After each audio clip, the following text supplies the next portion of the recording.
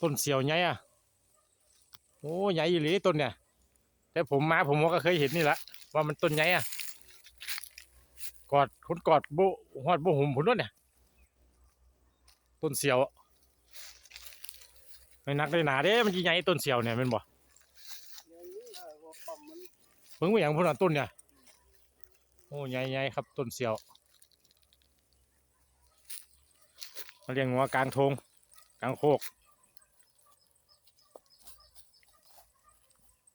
แล้วพ่อต้นเสียวใหญ่ปะเนี่ย